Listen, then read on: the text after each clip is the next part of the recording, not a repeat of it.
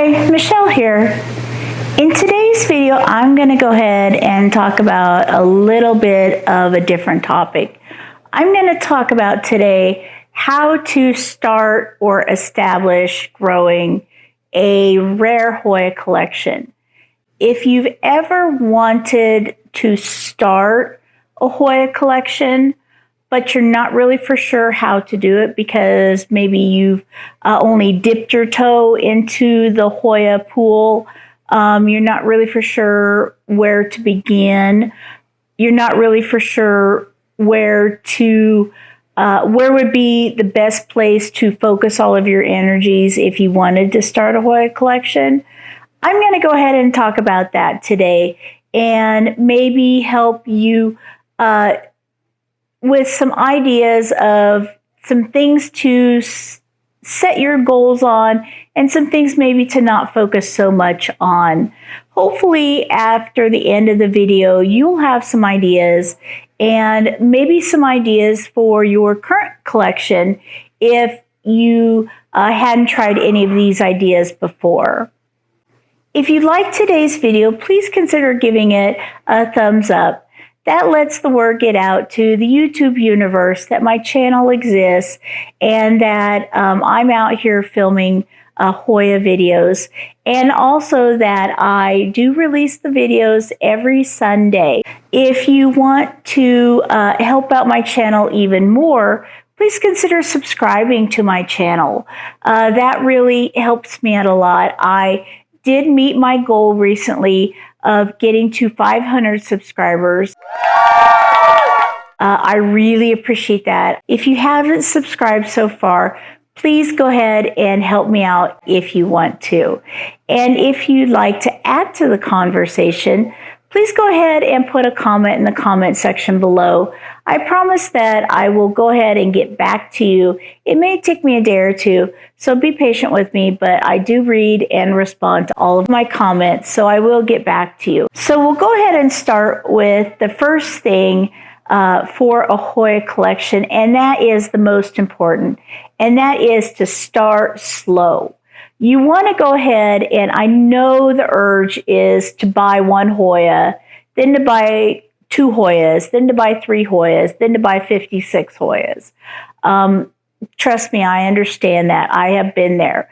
But Hoya growing is a learning process. You need to start slow, and that is because they are different growers than other houseplants that most people get to. And they are definitely different growers than aeroids or anthurium or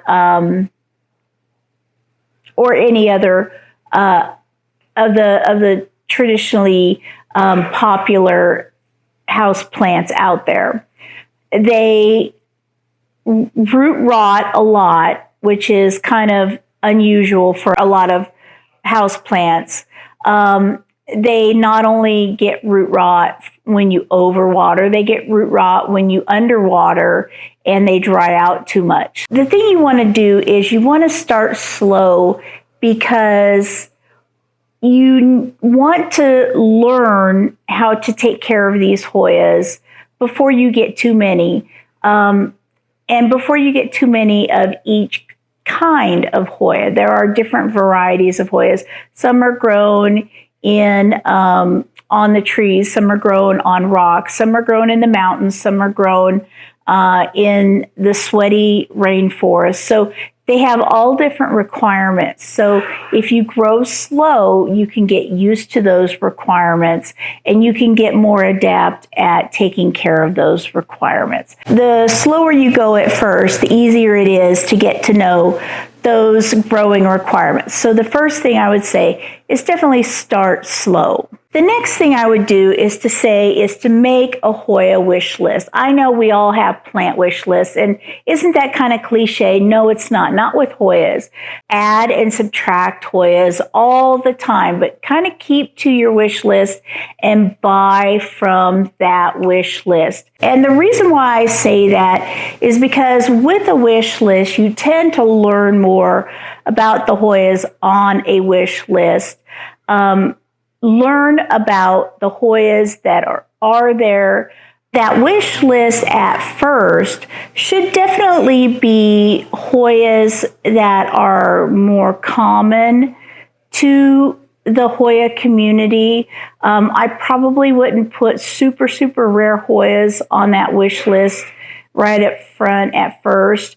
Maybe you could have like a get now wish list and a get in time wish list. Add Hoyas to the wish list that are possible for you to get and take care of, because that makes the collecting process more fun when you can buy off your wish list. But make sure you put Hoya on there that you can actually feel comfortable taking care of with their care requirements. So put easy growers or easy Hoyas on your wish list. Buy from that wish list. Know what care requirements are on that wish list. And going along with that is buying common Hoya. And right now I'm going to go ahead and explain the difference between common Hoya and rare Hoya and how I'm going to refer to them in this video. For the purposes of this video, I'm going to term common Hoya as Hoya that are easy to get online in your area, be it through Facebook, be it through website sales, be it through online marketplaces, be it any way you can get them. They are fairly readily available. They are of a price that is affordable to you, and they are a Hoya that seems to be popular in your area. And they, like I said, and they are a price that is affordable to you. That I would term as a common Hoya. Sorry, the sun is shining on my face. Let me see if I can get a view a little better. I am terming rare Hoyas as Hoyas that are less common in your area. Not that many people have the Hoya in your area. Maybe it is more difficult to take care of. The price is higher than you normally feel comfortable paying for a cutting or for a plant. So what is rare to you might not be rare to me. So I want you to know that the terms common and rare are very fluid in Hoya growing terms. So I don't want you to say that, oh, what is rare to me is not rare to you, and that's absolutely true. And what is rare at the time of this video may not be rare in a month or two, and that's understandable. So what I want you to feel rare is as what is rare to you. What do you not see often? What is expensive for you? The other thing is why I say purchase more common Hoya at first is because the rare Hoya, when less people have it in your area, less people know how to take care of it, which means less people can advise you on how to take care of it. And when you are beginning a Hoya collection, that's absolutely what you need, is you need someone to advise you. You need a helping hand, a lending an ear. You need some support in knowing how to grow Hoyas. Hoyas are not an ABC linear type of a growing experience. They're kind of a 1-2 47 6Z5 kind of a growing type of an experience. So when you are spending more of your money than you normally feel comfortable spending, and it's going to a plant that not that many people are used to growing, things can get complicated. I'm not saying that you would never grow it or that you would never grow it well. I'm just saying in the beginning, it can be complicated. And if you are like me, if you are spending a lot of your money, you want to keep that money in that plant. So you want to be able to grow it as well as you can. Just beyond basic buying advice, what I would tell you is pick a substrate to grow in and get really good at growing in that substrate before you start experimenting with other substrates. Start with soil and go from there, or start with pond and go from there. What I could tell you is pick one that feels comfortable with you, or pick one that feels that the advice you're going to give in the community you're at is going to help you the most, that can guide you to success, and learn that very well before you start changing things up. Because I will tell you that it can be difficult when plants get unpotted from one substrate and are put into another. It can cause a setback to the plant and then kind of a reacclimation period where they get used to the new substrate. So if you can get used to one substrate and grow that really well, then you're not going to have to change substrates while a plant is struggling to grow to get it to a substrate that you feel comfortable in using. So get really good at one and then grow in another. Then you'll get to the stage where you'll be like a lot of growers where, like, I'm just kind of lazy. I kind of grow in what it comes to me in. I don't mind. I don't mind growing in soil or, pond or, cocoa husk or whatever it comes in. Whether it be,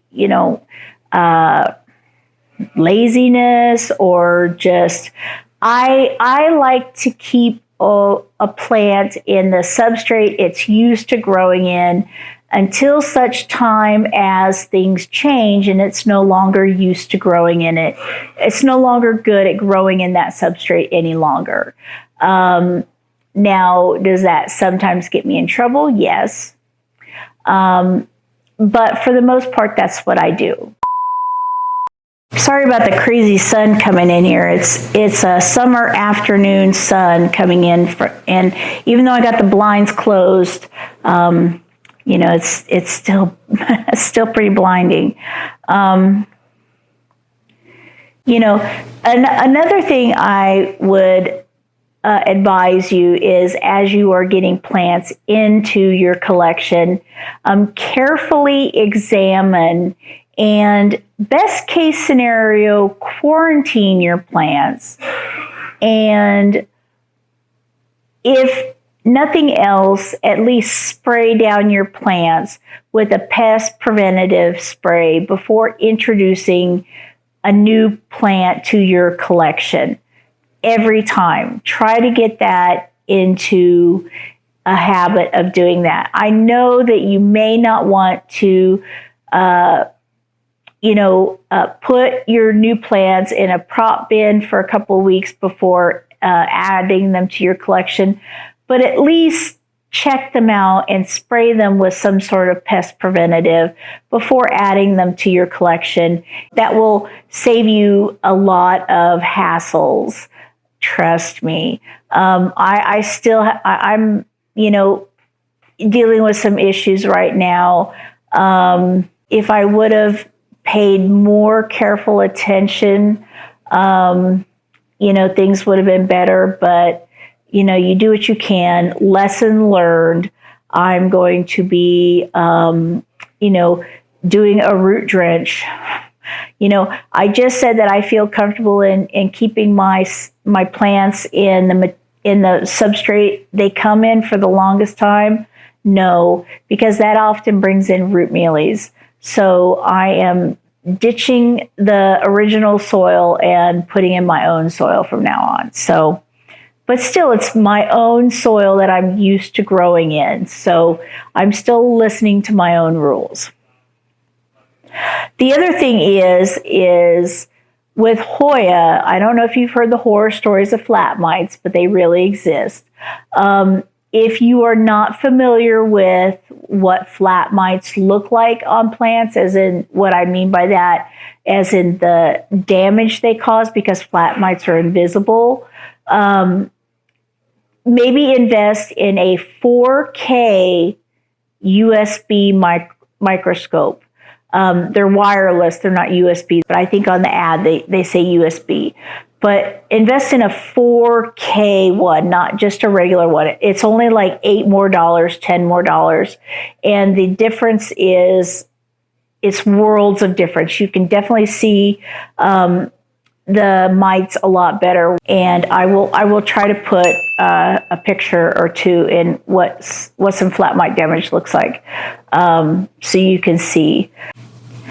You definitely want to get a care routine, a pest preventative routine, a watering routine. You definitely want to get all those routines down while you have fewer plants than when you already have a huge amount of Hoya and you're struggling. Go ahead and set up yourself for success when you have 10, 15 plants. That way, when you are all of a sudden you have 150 like I do, you are ready. You just have to expand on the size of your routine rather than make a routine yourself. Does that make sense? If you have the basis for success, you're going to be successful rather than, oh my gosh, how do I do this from the start? This comes from personal experience, and I will say this as in, I can say this from the people that I have experience with, the people I know, this has happened to them too. There will be a time in which things will become too hard for you. You will have life stressors. You will have work stresses. You will have pest issues in your Hoyas. You're going to have something happen in which you're going to become completely overwhelmed with your Hoya collection. It's okay. If you have good policies and procedures, and I use those words because I came from banking, so we say policies and procedures. But if you have good guidelines in place for you, like you have a good watering routine in place, and you have a good care routine in place, and honestly, you don't mind throwing some plants away if they get destroyed, you're going to make it through it. The thing is if you start slow and you build slowly, if this happens, you will have gradually got to the point where you have this many Hoyas.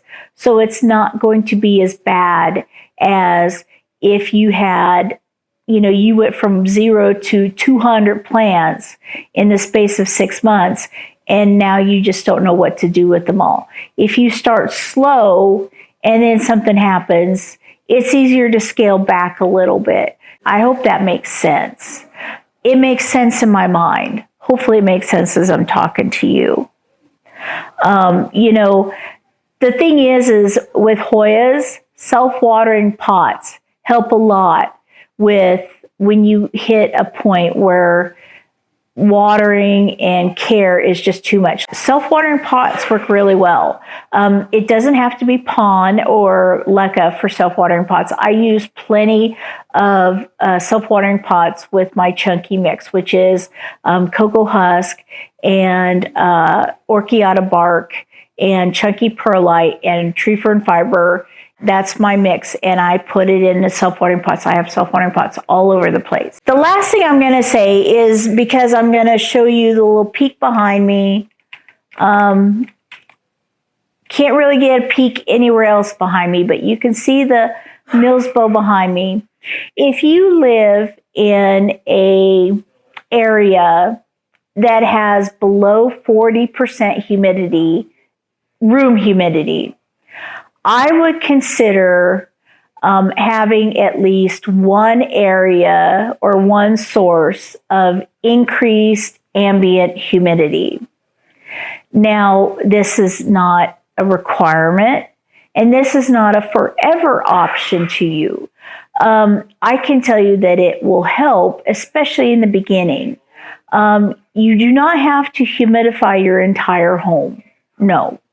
If you want to get a little greenhouse, I have a Millsbow behind me because I live in the desert. My humidity right now is about 8% outside. I have 2 detolf cabinets also, but I have plenty of Hoyas that are not in cabinets in any way, and they are blooming, growing, like I said, blooming, yes, blooming, and growing and getting very large. But there are a lot of Hoya that will grow or get very large without humidity.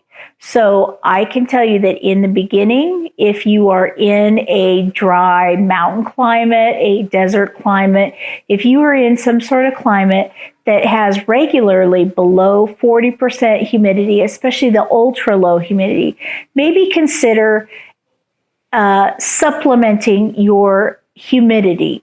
The easiest way is to get a small greenhouse. Like you can get like the little portable ones on Amazon, the little racks with like a plastic cover over them. You can get greenhouse tents. You can get cabinets like I do because I have no room for tents in my house. What I'm saying is in the beginning, if you have ultra low humidity, you're not going to see the growth you would expect on your Hoyas. You're going to see very slow growth until you become more adept at growing your Hoyas in low humidity. Humidity helps Hoyas. Humidity makes Hoyas grow, among other things. They even sell, IKEA sells those Acrobar little greenhouse, little greenhouse cabinets. That's how I started, was a little greenhouse cabinet. And I stuffed in, Hoya in there. For like 6 months, I used those. I just upgraded. So that is my video for today. I really hope that these few tips gave you some ideas, gave you some good ideas for a way to grow your Hoya collection.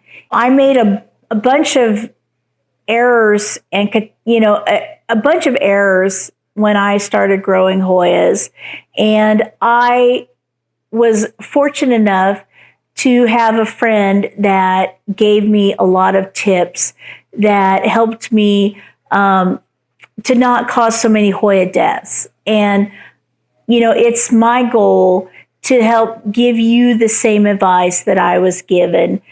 Because I would love to see each and every one of you that watches this video have the most amazing Hoya collections ever. For you to go from one Hoya like I did in 2019 to even more Hoyas than I have. And I have about I have 150 unique Hoya right now. So I would love to see you guys take this information, just run with it. So like I said, that's the video for today. Thanks so much for watching until the end. I really appreciate it. I know that you have so many things you can do with your time, so many things that you have to do today, that I appreciate so much you watching and giving me your time today. Have a wonderful day, and until next time, I'll see you then. Thanks. Bye. In a world of green, just like a dream, you and